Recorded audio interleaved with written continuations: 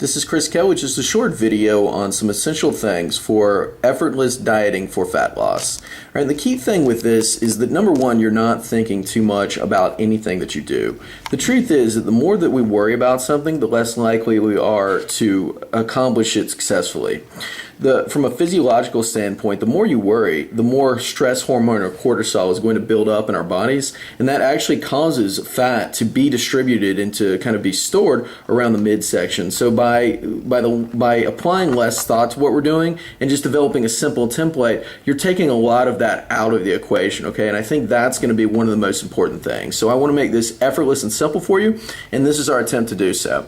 So with our fat loss factor diet, what we've done is we've just created a simple template of a basic way to eat, okay? And we see that we have workout days versus non-workout days. And rather than saying eat this number of calories or eat this specific food, we've created flexible categories that you can plug in based upon your taste buds. So let's look at a non-workout day.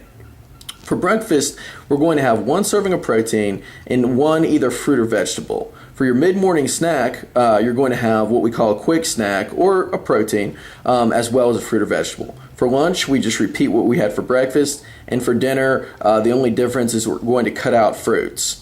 All right, and as you can see, the categories are fairly similar. Okay, and once we have these basic ideas, we scroll down to page 2, which is a shopping list. And with the shopping list, what we've done is we've just created categories for each, or we've created foods for each category. So we have proteins, vegetables, fruit, and quick snacks. And from protein, you can pick from over really 20 different choices, and you can add in different things as well. These are just kind of the immediate things that came to my mind.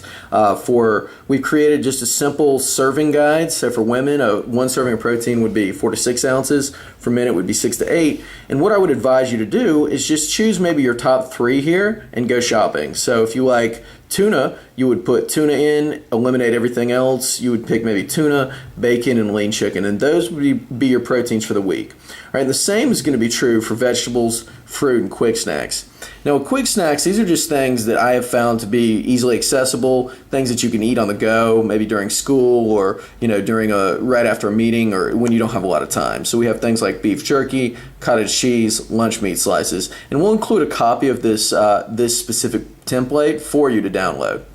Now, going over to workout days, it's essentially going to be the same thing. So we have protein for breakfast along with a fruit and vegetable, mid-morning snack, which is going to be a quick snack of vegetable and a fruit, and then we have our post-workout meal.